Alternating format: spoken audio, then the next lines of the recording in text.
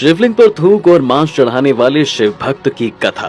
दोस्तों, क्या आप कभी सोच सकते हैं कि कोई भक्त भोलेनाथ को चढ़ावे में थूक और मांस का टुकड़ा देगा।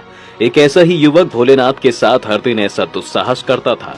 दोस्तों, एक बार की बात है जब एक गांव में संस्कार नाम का एक शिकारी रहा करता था। वह जानवरों का शिकार करता, फिर कभी उस मांस को बेच देता तो कभी उस मांस को पकाकर खा लेता। शिकार करके ही वह अपना पेट पालता था। एक दिन शिकारी जब जंगल में जा रहा था तभी उसे रास्ते में एक गुफा नजर आई।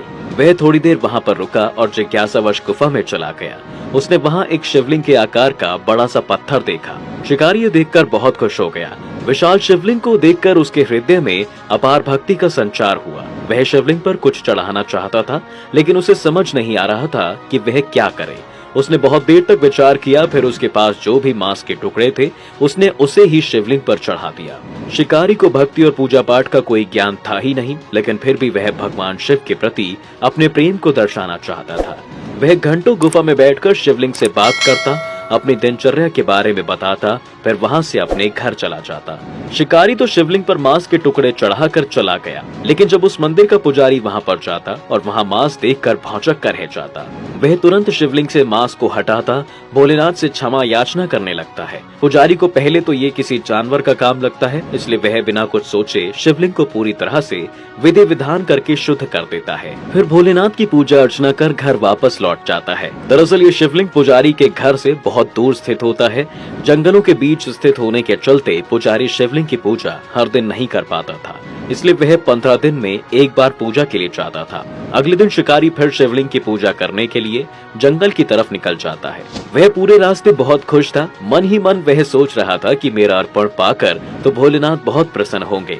लेकिन जैसे ही वह शिवलिंग के पास पहुंचा तो उसने देखा कि शिवलिंग के पास कुछ भी नहीं है। यह देखकर शिकारी काफी निराश हो गया और चिंतन करने लगा कि क्या भगवान शिव ने मेरा चढ़ावा स्वीकार नहीं किया। लेकिन ये सब होने के पश्चात भी उसने हार नहीं मानी और रोज इसी प्रकार शिवलिंग पर चढ़ावा चढ़ाता रहा।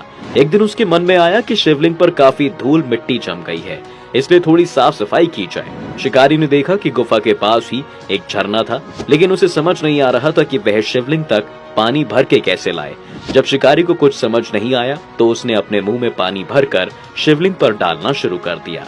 वह बार बार झरने के पास जाता और मुंह में पानी भर के ले आता, फिर शिवलिंग पर डाल देता। पूजा पाठ से अनजान शिकारी यह सोच भी नहीं पाया कि उसका ऐसा करना कितना बड़ा पाप हो सकता है। हमेशा की तरह जब पुजारी वापस गुफा में पहुंचा तो उसने पाया कि इस बार शिवलिंग के पास केवल मांस के टुकड़े ही नहीं बल्कि थूक भी है। ये देखकर पुजारी बेहद दुखी हो गया और उसे समझ आ गया कि किसी जानवर के नहीं बल्कि किसी मनुष्य का काम है। शिवलिंग को इस तरह पवित्र देखकर पुजारी फूट फूट कर रोने लगा और भोलेनाथ से बोला, प्रभु आप कुछ करते क्यों नहीं? कोई मनुष्य आपके साथ इतना बड़ा पाप कर रहा है और आप चुपचाप देख रहे हैं। तभी शिवलिंग में से एक आवाज सुनाई दी जिसने पुजारी से कहा, अरे वत्स तुम परेशान क्यों हो रहे हो? ये मेरा अपमान नहीं बल्कि मेरे भक्त की भक्ति है। वो बहुत साफ दिल का है और बड़े प्रेम भाव से मेरे लिए ये सब करता है। भला कोई किसी सच्चे भक्त का बुरा कैसे मान सकता है? उसकी ये भक्ति और निस्वार्थ सेवा भाव मुझे बहुत पसंद है, इसलिए तुम परेशान ना हो। ये सुनकर पुजारी हैरान रह गया और फिर बोला, प्रभु ये कैसे हो सकता है? मैं भी तो यहाँ हर दिन पूजा अर्चना के लिए आता हूँ, लेकिन वो मनुष्य आकर शिवलिंग को अपवित्र कर देता है। इस पर भोलेनाथ बोले, अगर तुम्हें भरोसा नहीं हो रहा तो कल सुबह तुम यहीं छुप जाना।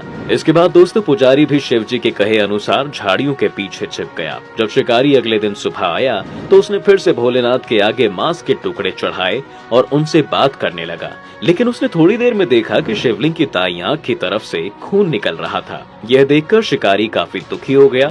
उसे लगा भोलेनाथ को किसी ने चोट पहुंचाई है। इतना सोचते ही उसने अपने हाथ से चाकू उठाया और अपनी दाईं आंख निकाल दी और शिवलिंग पर लगा दिया।